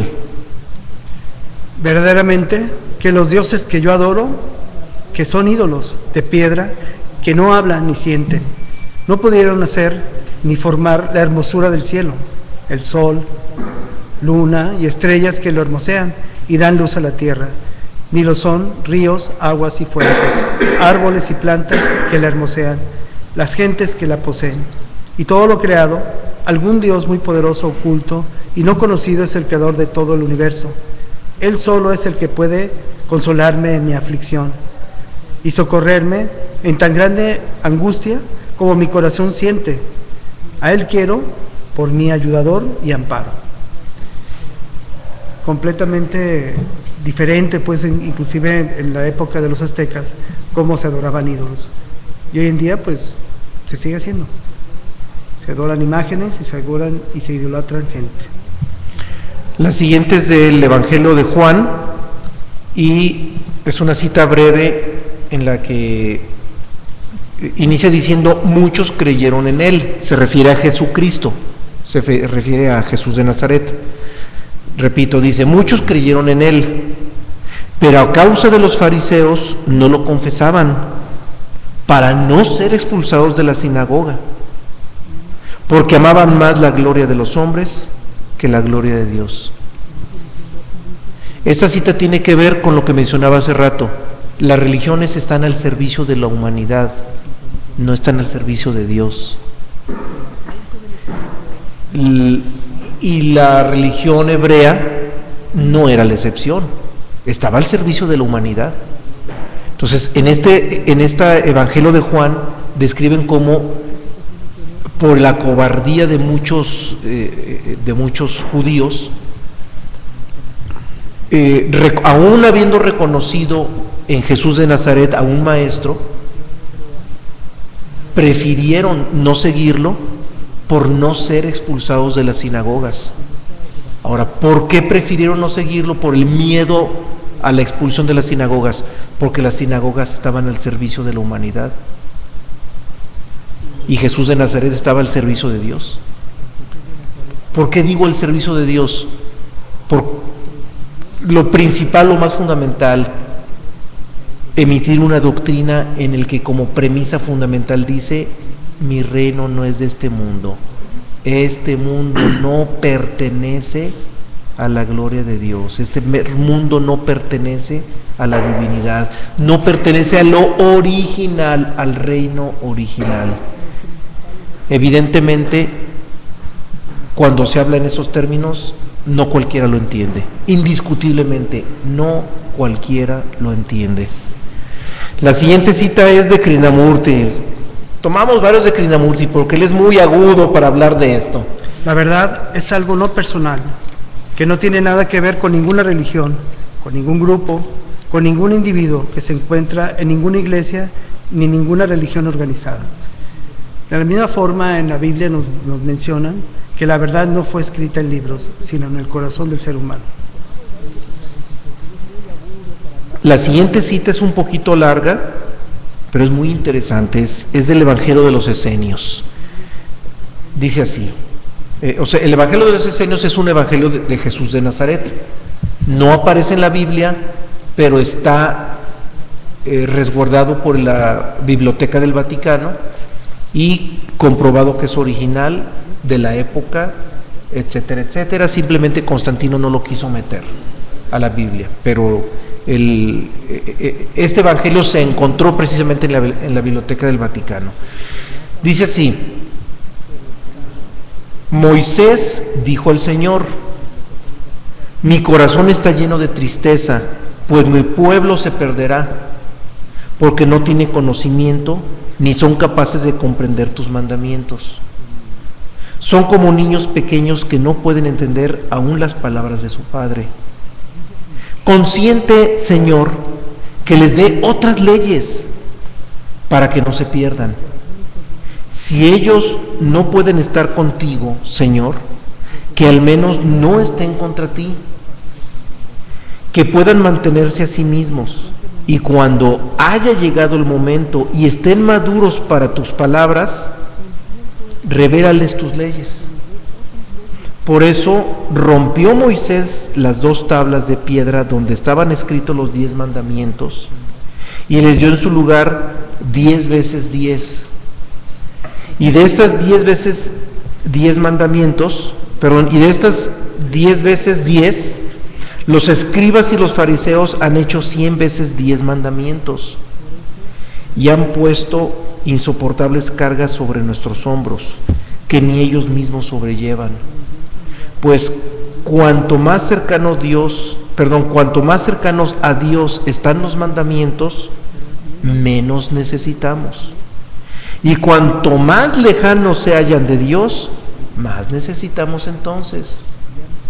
Por eso, innumerables son las leyes de los fariseos y de los escribas.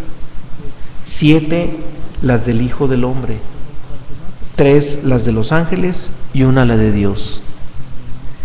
Esta cita es impresionante porque describen cómo las religiones, por naturaleza humana, imponen multiformidad de mandamientos por lo ético-moral que ya habíamos mencionado, pero eso les quita legitimidad.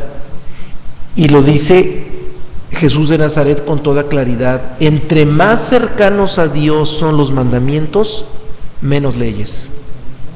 Entre más lejanos, más leyes. Hoy por hoy, pleno siglo XXI, aquí tenemos una judía rebelde entre nosotros. No digo el nombre para no exhibirla. Los judíos ortodoxos se rigen a través de 613 leyes. Hoy por hoy, pleno siglo XXI. Los católicos por 15, que son los 10 los 10 mandamientos de Moisés más los 5 de la iglesia, son 15.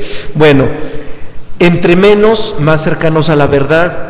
¿Y qué nos dice aquí Jesucristo? Fíjense que lo interesante que nos relata Jesús de Nazaret, esto último es clave. Innumerables son las leyes de los fariseos y los escribas, 7 las del Hijo del Hombre. ¿Cuáles son esas 7? Los 7 principios universales de los que tanto nos habló Hermes Trismegisto. Son 7 las leyes del Hijo del Hombre, 3 las de los ángeles y 1 la de Dios. A mayor verdad, menos leyes. A menor verdad, más leyes. Es una conjetura, perdón, es una relación algebraica digna de considerarse. La siguiente es de Rudolf Steiner, nos dice lo siguiente. En cada religión tenemos que buscar no lo muerto, sino lo viviente, pues todo está en constante evolución. Rudolf Steiner, sobre el Evangelio de Lucas. Bien, las religiones tienden a cristalizarse porque precisamente no quieren cambiar y no va con el ritmo de los tiempos. Y más sin embargo, con esta tendencia, las religiones no se actualizan. Pero en realidad un buscador, al toparse con una religión, como dice aquí Rudolf Steiner, lo que tiene que buscar es la parte viviente, que es el verdadero mensaje del iluminado. De ahí en más, toda la estructura, todo lo que se generó alrededor de ellas, es la parte muerta de las religiones. La siguiente cita es de Albert Einstein, muy interesante, y en su momento histórico que lo haya dicho, en la pantalla aparecen 3 líneas, nos dice: la inteligencia y el carácter de las masas son muy inferiores a la inteligencia y el carácter de los pocos que producen algo valioso para la sociedad. Esto lo vino a comprobar la sociología después. Las masas siempre se equivocan. Las masas son torpes.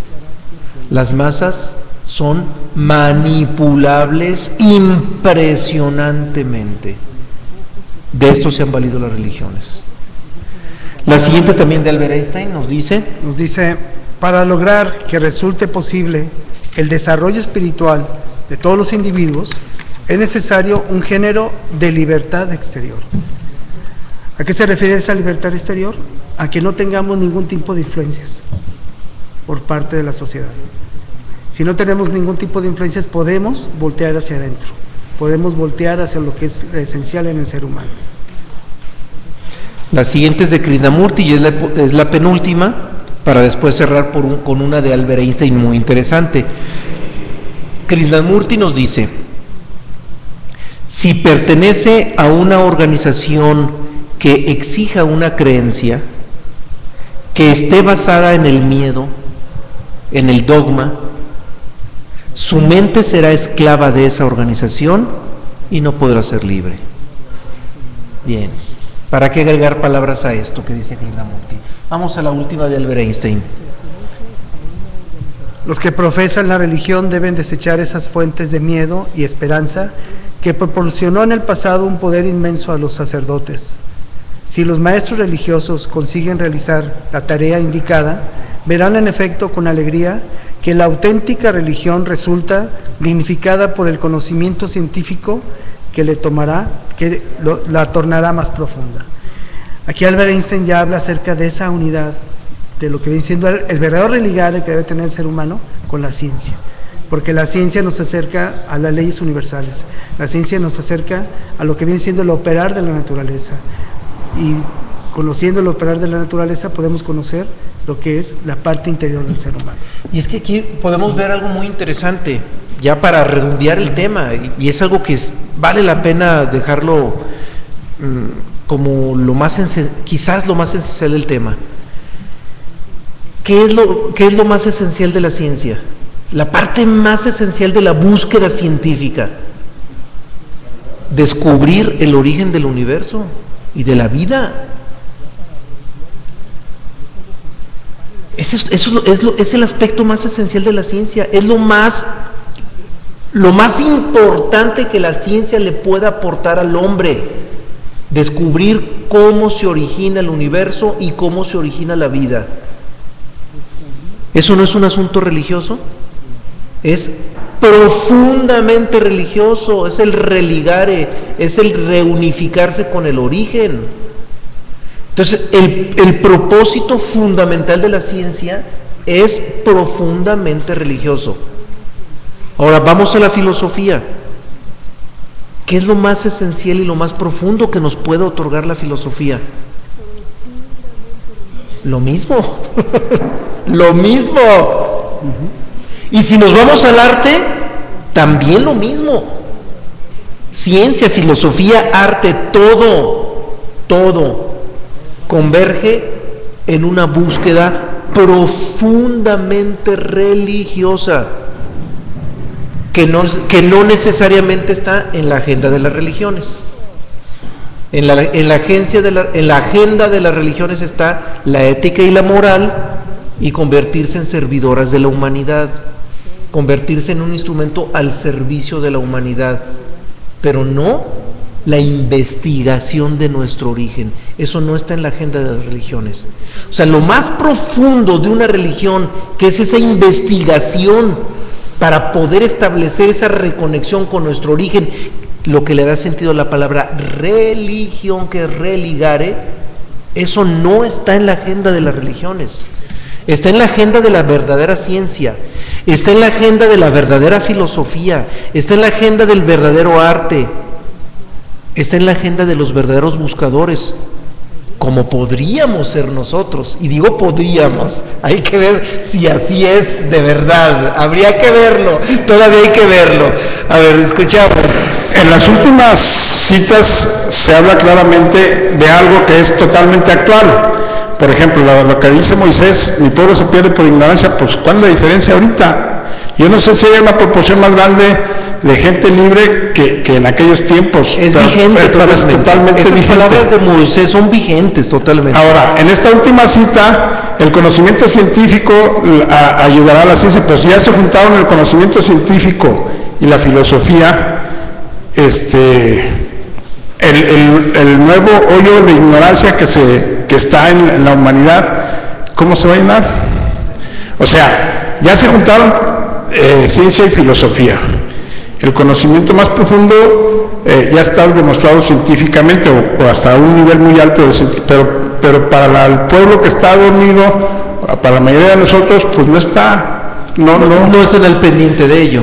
No, las masas no están al pendiente de ello. Y lo dice claro de Einstein, las masas carecen de inteligencia, tienen una limitadísima inteligencia, las masas. Ahora le toca a la filosofía hacer hipótesis sobre lo que tiene que pasar con el pueblo con respecto a ese hoyo de sabiduría, digamos, que existe entre la realidad que ya está demostrada en forma científica contra el sueño de las masas. O sea, a la filosofía le toca hacer algo ahí. Le toca la ciencia, le toca la filosofía, le toca el arte. Okay. El problema es que no va a llegar a todos. No a cualquier humano le interesa esto. Y no es un asunto de élite, es un asunto de interés. Es muy raro que a un humano le interese la esencia de las cosas. Es muy raro.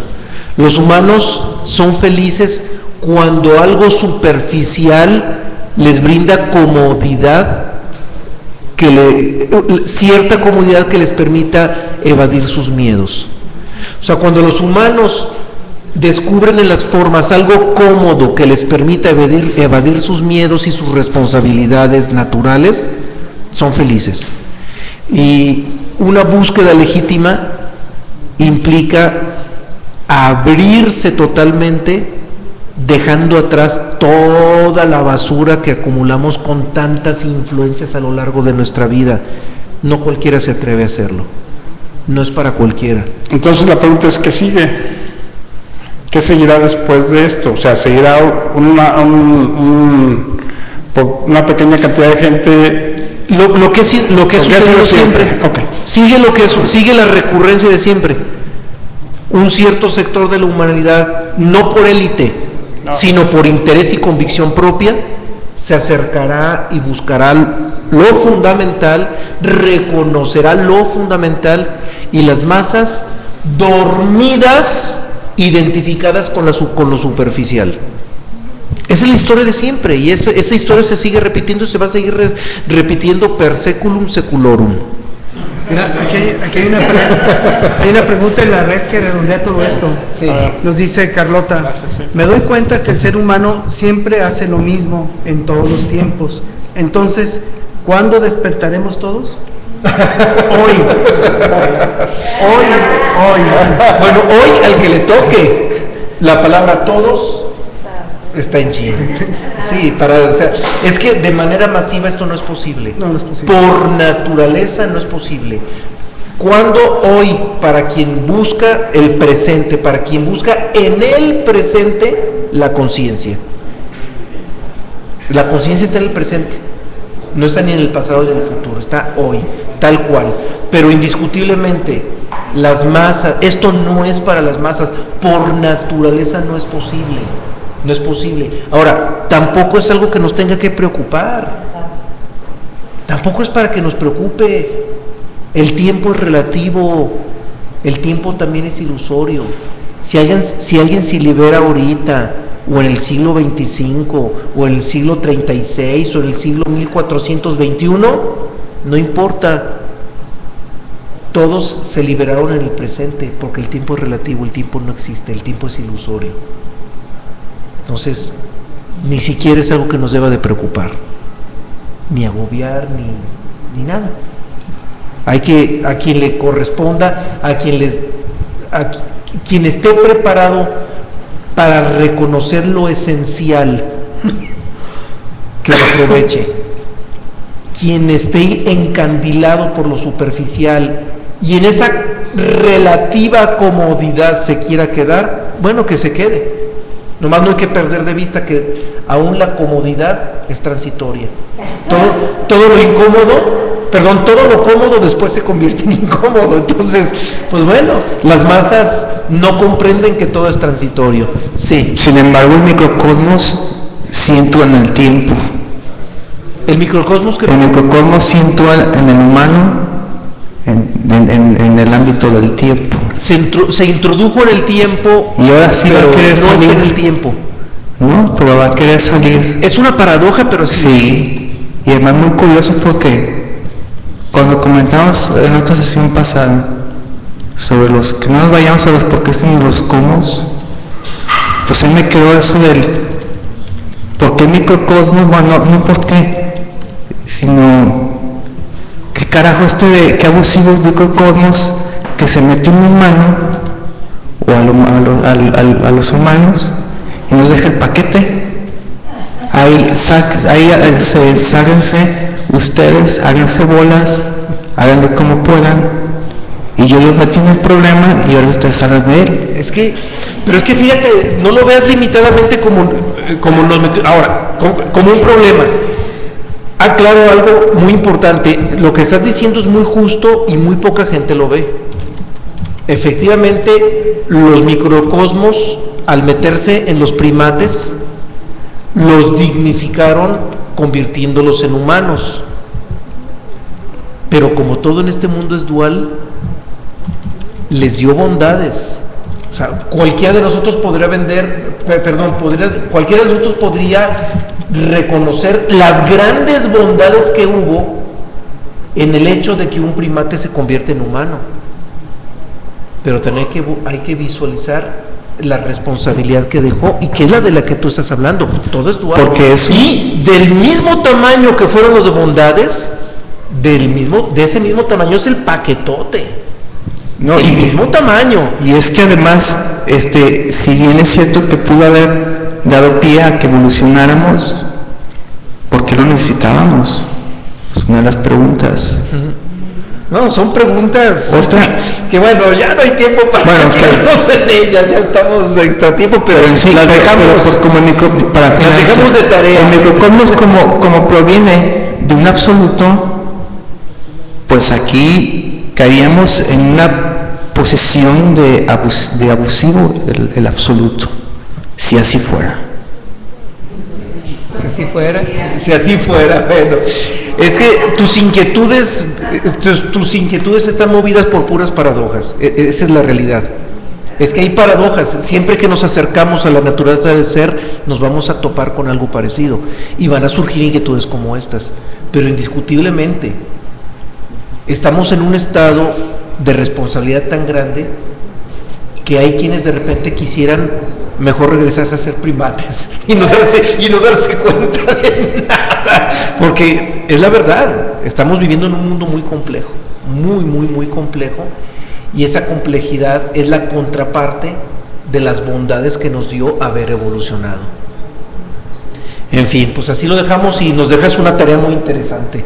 Hasta la próxima, gracias. Buenos días Europa, buenos días América, nos vemos el próximo jueves.